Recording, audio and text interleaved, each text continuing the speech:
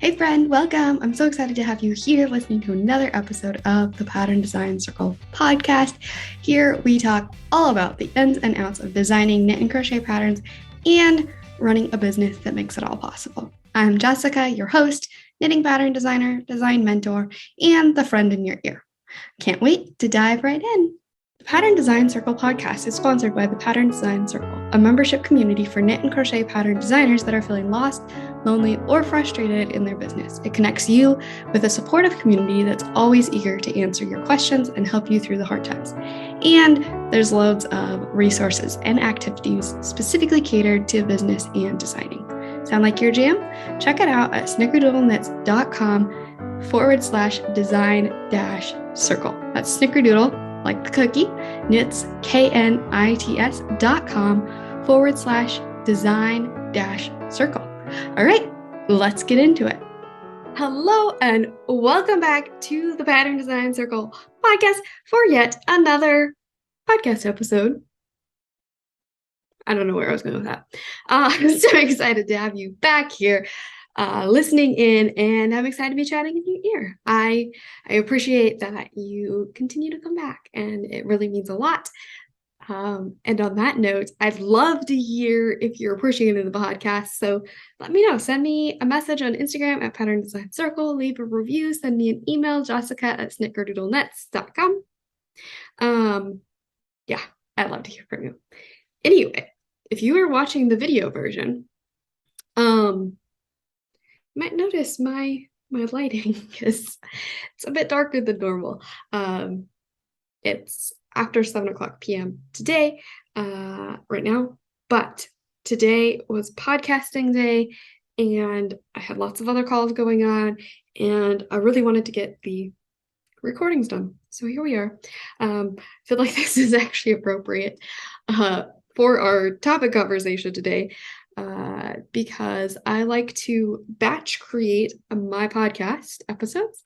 Makes it easier for me when I do everything all in the same, if I can, back to back, because I'm in the energy and I just makes it a lot faster when you're not having to change tasks and your brain has to change modes. Anyway, so this is early August. Today I recorded all of the podcast episodes for the month of August. And so that is why it is 7:00 and I am still recording because I had a 2-hour call this morning. I had a 1-hour Instagram live call. I had another 1-hour call this evening. So I've basically just been talking to either the computer or my phone all day. And I want to make this the last time I have to do that this week. It's Thursday evening. So anyway, what I was trying to say was I apologize for the lighting. But this is actually appropriate to talk about because this is my content creation schedule plan, the way I do things. And today we are talking about how to efficiently create your content for your business. So, for the sake of this conversation, when I talk about content, I am talking about content that you are creating on a regular basis for places like your email list, Pinterest, blog, Instagram, YouTube, Facebook, TikTok, Twitter, any other platforms like that you're using that you are creating content for regularly. Things like your sales page and your website, that's also content that you're creating in your business, but that's not content that you are creating on a regular basis. So this is really talking about content that you are creating over and over and over again. And typically the first things we think of when we think of that are Instagram and email list, at least for most of the designers that I talk with. If you have a podcast on YouTube or if you have weekly tutorials or something like that, obviously that counts. But yes, that is what I'm referring to when I refer to content in the context of this conversation. Also, I feel like my hands are extra active today and my energy is a little bit funny. And that might just be because I have spent over 8 hours talking to the computer. I apologize, I guess. I don't know. Enjoy. So, when we're talking about content creation, one of the things that many folks get caught up in is that they are trying to create their content every day just before they post it. Um, and they tend to not feel very motivated or inspired to post it. It can be just feel draining to have to figure out what picture to post, what you're going to talk about, what to caption it with, what you're trying to sell, what all of these different things when you're doing it just in the moment. And so, really, a lot of efficient content creation has to do with planning ahead of time. Now, I do know, I understand I am like a planning queen. I've tried to like step back, a couple steps because I can be a little obsessive about it. If you watch my videos, you know that I have a huge, ginormous 6-month calendar on my wall. And yes, I have always planned everything and sometimes too much ridiculously. um, I am starting to distract myself with all of my hand movements. So, anyway, what I'm trying to say is I understand I am big into planning and all of that sort of thing. So, this does come naturally to me, maybe I should say. I do know that some folks struggle with planning.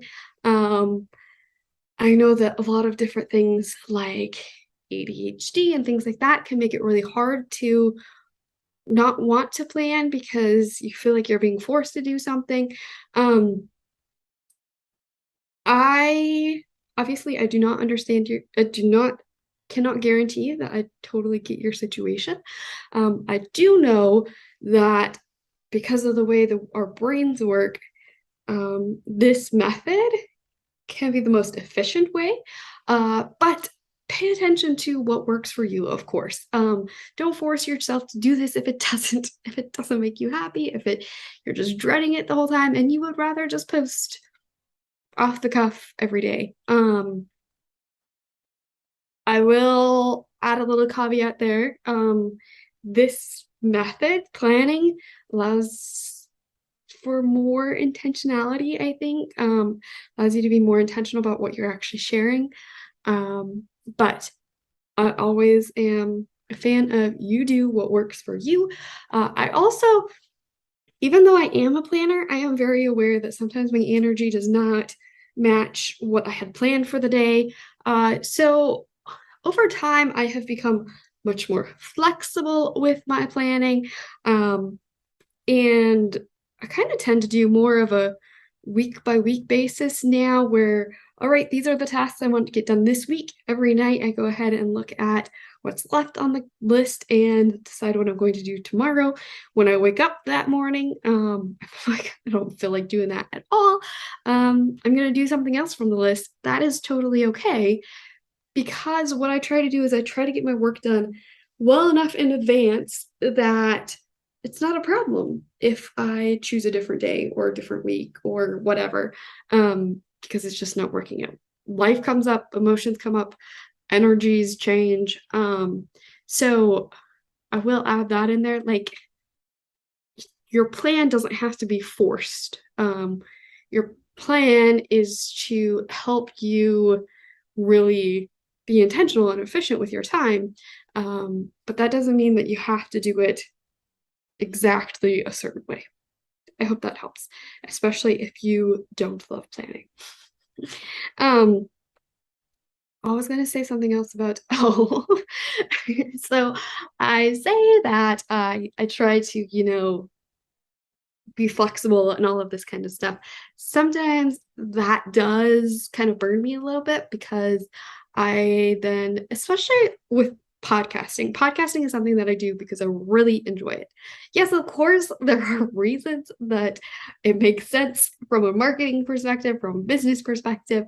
But I do it because it's fun, because I really enjoy it. And so that means sometimes it's not the top of my priority list.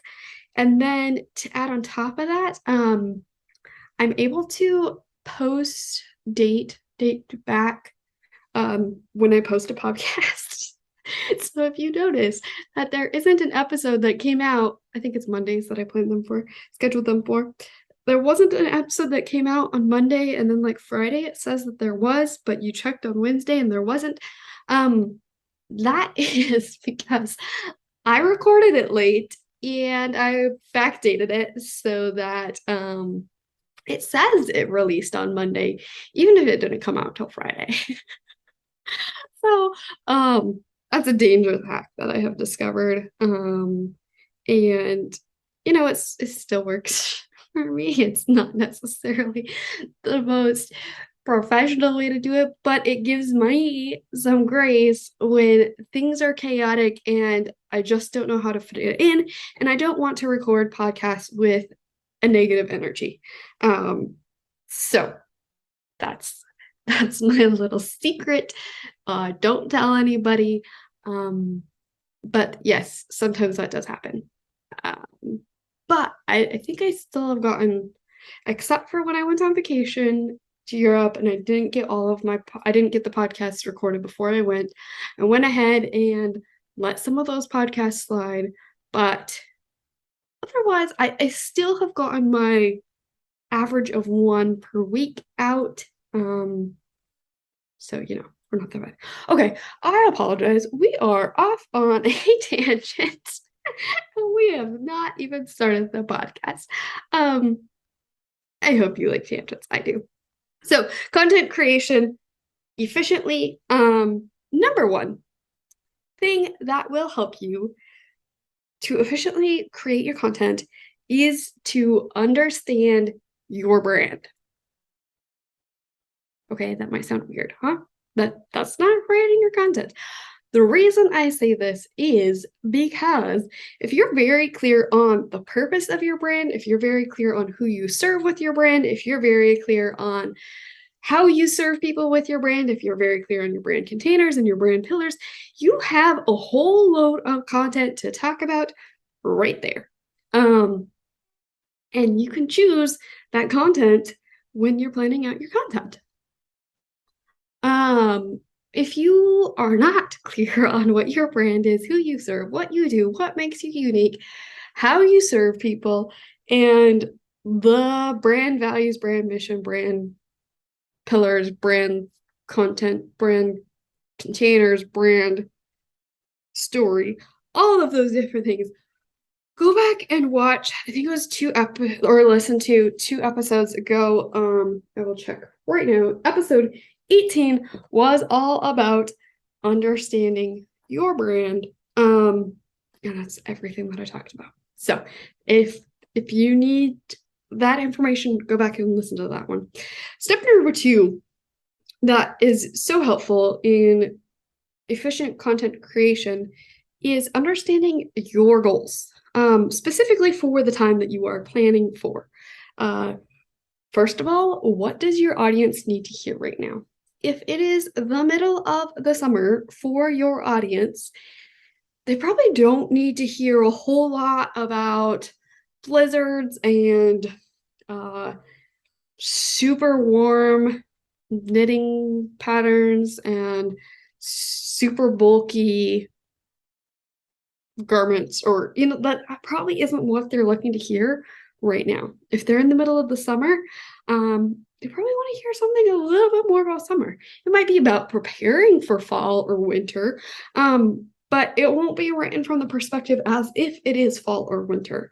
So what does your audience need to hear right now? If there's big events happening worldwide, nationwide, community-wide, do they need to hear something that is going to encourage them, that is going to calm them, that is going to reassure them? Pay attention to that information as well as it relates to your business. And then the other thing when it comes to understanding your goals for the time period that you are planning for is, what will you be trying to sell? You want to set your audience up for your launch beforehand. Let them know it's coming so they're anticipating it, so they're getting excited.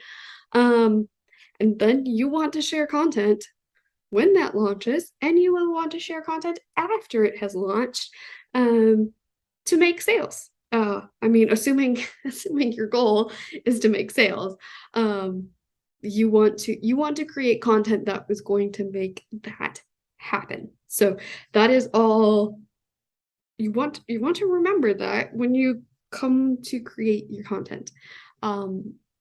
That is part of why planning out your content can be really useful, is if you know you have a pattern launch 3 weeks from today, you might want to start talking about it in earnest in 1 week from today. Where if you're creating the content day by day and just creating what feels good, you might not even talk about that pattern until the day it launches. And then you might only talk about it for a day or two afterwards, and then you're off onto something else that sounds more interesting to you. And you really aren't meeting your goals or telling your audience what they need to hear about. Okay, step number 3 is to plan ahead. Okay, I already spoiled this one. I apologize. But and I've already talked a lot about why it is so helpful to plan ahead. I think one of the biggest things for me is that, I guess I already shared this too. Really, if I'm having to create content the day of or even the day before, I don't want to create it. I have a brain block. I will find 20 million other things that I would rather be doing that I will spend my time on. And then once it comes time to post, I might come up with something to post, or I might skip it. So, basically, if I haven't scheduled my content ahead of time, it's a pretty high probability that it's not going to happen. And so if you see that I haven't posted on Instagram for a while or sent an email in a while to my newsletter, it is most certainly because I did not get it done ahead of time. So as far as how far in advance do you want to plan? This completely depends on you. And I think it depends on how far in advance you're comfortable in planning. For quite a while, I planned 7 days in advance. That doesn't give you as much of a big picture, but I think from the beginning, it makes it feel a lot more manageable. So I would just plan all of my Instagram content, all of my email newsletters on a Monday. Monday was just my content creation day, and I really focused on that. Now, what I do is I try to do it all I used to do it the first week of the month. Now I try to do it the very end of the prior month. So that it's all good and ready to go before the beginning of the month. And so I plan 30 days at a time. And some folks recommend planning 90 days in advance, but they don't necessarily recommend to go ahead and create all of the Instagram posts and the newsletters and all of that 90 days in advance. It's more like understanding what themes you want to be covering, what sales you're going to be having, what promotions you want to be promoting, really understanding in advance what's coming up so that your 90 days of content is cohesive and it makes sense and it's building up your audience for what's coming next. This is really helpful if you're using themes. So let's say you have 3 weeks that you want to be focused on talking about knitted cast-ons. Then say you have 3 weeks that you want to be focused on talking about the basic stitches of knitting and purling. And then say you have 3 weeks that you want to focus on bind-offs. I'm just making this up and using an example that would be relatable to our industry. But the idea is that then you have an idea of, okay, I'm starting with cast-ons, and then I'm going to want to figure out, as those two timelines are meeting, I want to have some sort of transition that is preparing my audience to get ready for the next step. And then same again at the next transition. It also gives you an idea of, okay, I only want to spend 3 weeks talking about this. I don't want to spend 3 months talking about this. So what do I really want to discuss? So that is relatable or relevant or interesting to my audience in this 3 weeks, and then I will move on. You can use for themes, you can have a theme for each week, you can have a theme for each month, or of course you can create your own timeline like I was just using 3 weeks. Sometimes these themes could be things like, this month I want to talk about hats, next month I want to talk about cowls, and the month after that I want to talk about shawls. And maybe that is because I have a hat pattern releasing this month, I have a cowl pattern releasing next month, and I have a shawl pattern releasing in the third month. And so that it can be that kind of theme. It could also be themes like working with cotton yarn this month, working with linen yarn next month, and then working with superwash merino in the third month. And you really want to talk about the different qualities of how that relates to what the finished product looks like, what the knitting experience looks like, what those materials actually are, where they come from, all of those different kinds of things.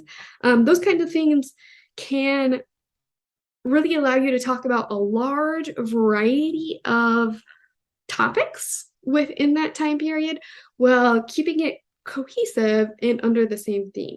I think one of the main advantages of using themes, which, spoiler, I haven't always been super great about using themes. I don't know if I ever have been great about using themes, but when I do use them, I really like them. One of the advantages I think of using themes is that it really, I think it helps cement these ideas that you're sharing in your audience, because when you talk about this thing about cotton, and then you talk about this thing about cotton, and then you talk about this thing about cotton, it helps them connect the dots and remind them of past things that you've shared. It used to be that they say that folks had to see something 7 times before they would purchase. Now it's like 20 something things times. So having themes really allows you to talk about a topic, a conversation from many different angles, and give them the many different touch points on this conversation to really gear them up to purchase whatever you're trying to sell them. Yeah. So, and then of course, like I said, you want to when you're planning, you want to really be aware of what sales you have coming up, what promotions you have coming up, so that you intentionally create content for that instead of last minute slapping a post up or, oh my goodness, I forgot to create my content. I had all this other stuff planned, and so I'll just put it in my stories now when I would have liked to have put it in a post and an email and all of these different things. So yes. Other things to consider when you are planning. There are a lot of different parts of our brand that actually are really helpful to remind our customers about frequently. Like every month, every 3 months, whatever you want to do. But things like an introduction to you, your brand values, your brand pillars, your brand containers, all of those different things could be on a rotating basis. Say you want to share one of those each month, and just cycle through them on a 3-month basis or something like that. And so planning ahead, you can say you're planning a month in advance, and you just track the last time that you talked about those. You know that if it's time that you want to talk about that again, because these are things that are really important to our business.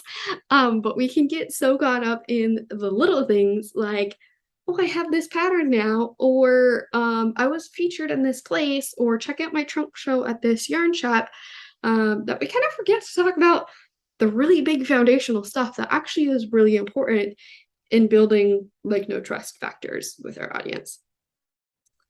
And then the final thing, really, when you're planning ahead, is start to think about the actual piece of content that you're going to create.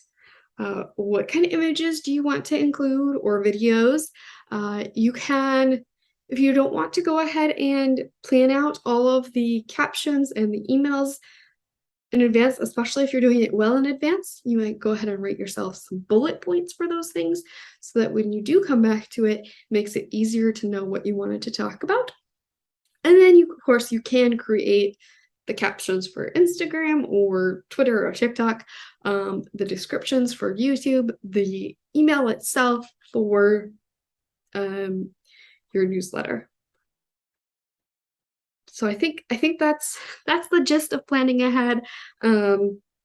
It's really being aware of different things that you want to talk about in your business and making sure you actually remember to talk about them, and that you know, like sometimes we can get really focused on 2 or 3 of our brand containers and then realize, oh, there are 2 or 3 other brand containers I keep forgetting about. I should go ahead and add those back in.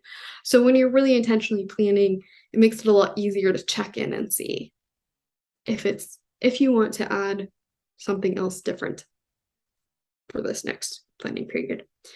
All right. Number 4 is to batch create. Now, if you're not familiar with batch creation, in general, it is saying, instead of doing something over and over again, say on a daily, weekly, monthly basis, how about let's just put it all together and do it at the same time? The reason for this is because every time we change a task, change our focus, it takes our brain some time to get into the groove of this new task. It takes a little while for us to actually get into it. The transition periods can be inefficient. So when you're batch creating or batch anything, it helps save on some of those inefficiencies. It also means that instead of trying to have the right energy for writing Instagram captions 30 days in the month, you only have to have it 1 day in the month. Yes. So as I already said at the beginning of the podcast, I love batch creating because it allows me to just dive deep and obsess about something. And I think my nature tends to like to obsess about things. Once I get into a project, I want to work on it until it's done. I do not want to be distracted. And so that's really hard for me when I have a million different things going on in my business. But batching things makes it a lot easier because I can batch all of this stuff here, I can batch all of this stuff here, I can batch all of this stuff here, and then I only have a few things that are sprinkled in there instead of a million things that are sprinkled in there. So it can save on time, it can save on headspace, just because of that whole focusing and transitioning period time. You also don't have to rely on your inspiration every time you need to share something. I know for me, I have to be in the right energy and headspace to share something, whether it's on an email, whether it's on Instagram, whether it's on YouTube, whether it's a podcast. If I had to find the right energy every single day to do those things, it would be so exhausting. And then a big part of batching is, if you can, schedule as much as you can. So what I love is when I can obsess about this thing to get it done, schedule it all so that it magically goes out on time and I don't have to worry about it for the whole rest of the month. Now, there are some logistics with some platforms that make it difficult. It's really easy to do that with email. You can schedule your emails ahead with any email provider, email service provider that you use, ESP, whether that's Flowdesk, MailChimp, MailerLite, ConvertKit, any of those programs allow you to schedule in advance. It's amazing. I find it so funny. Anytime I have to send an email to my email list, that goes out immediately, I have like intense amount of anxiety about, oh my goodness, what if I did this wrong? What if I messed up? What if I totally wrote it all wrong? All of these different things. I hate sending an email to my list right now, like immediately.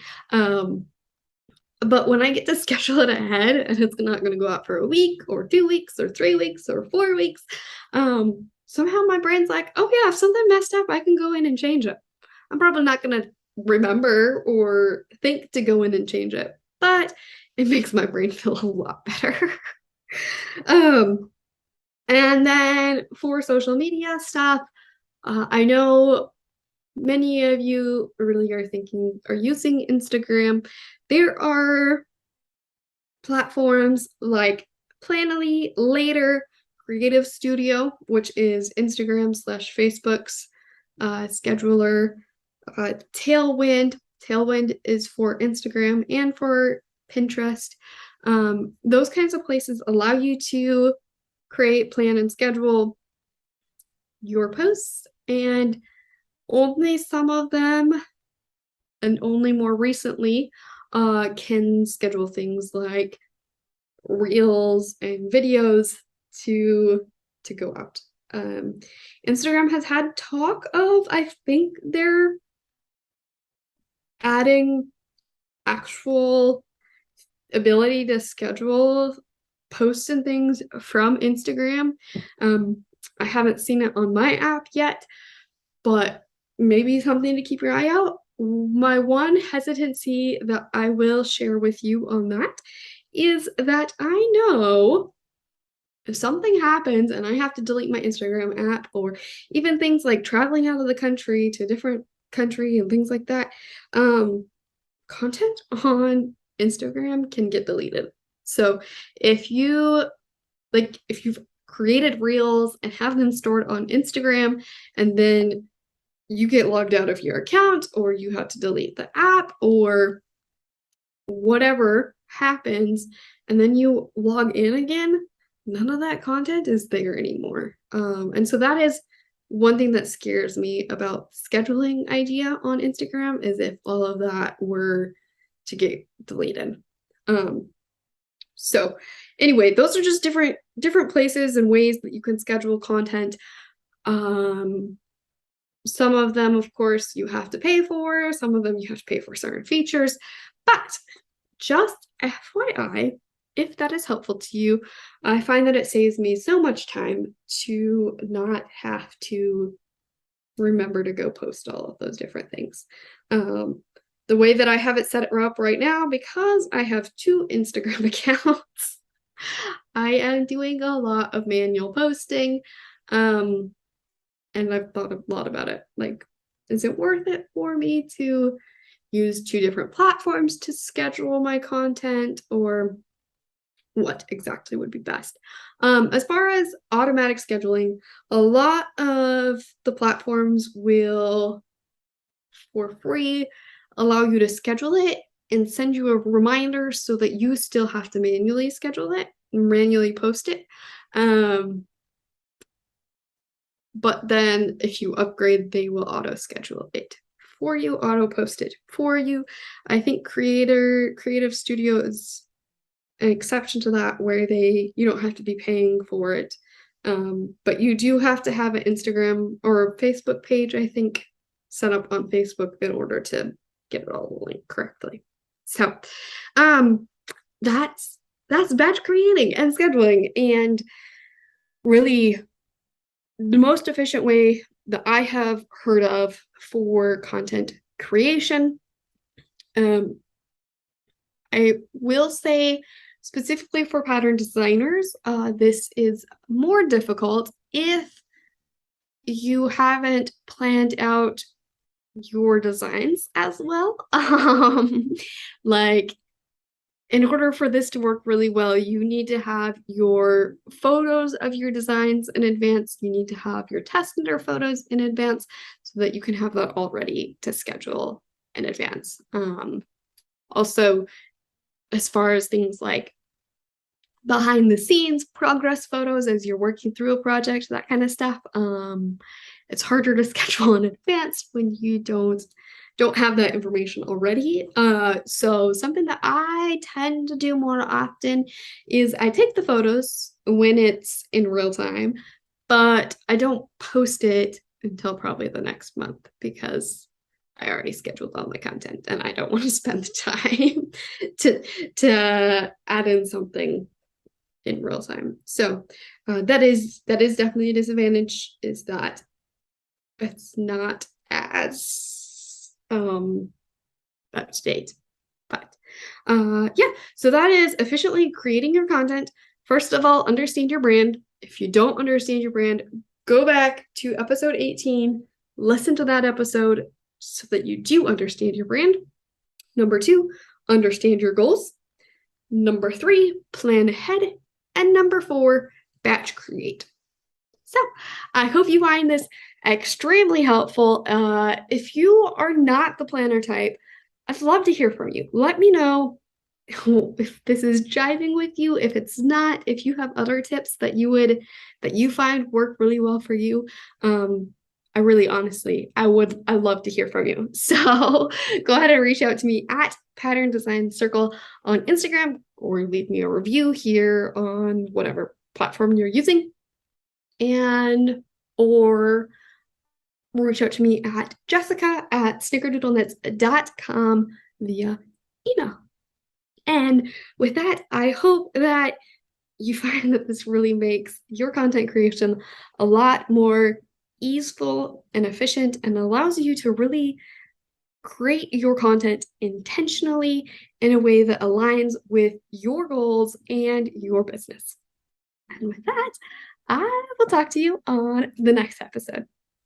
Have a beautiful rest of your week. Wow, thanks so much for listening to this episode. If you found it valuable, please share the podcast with a designer friend. And if you have a minute, leave a review. It's so helpful for me and means the world to me. Chat soon.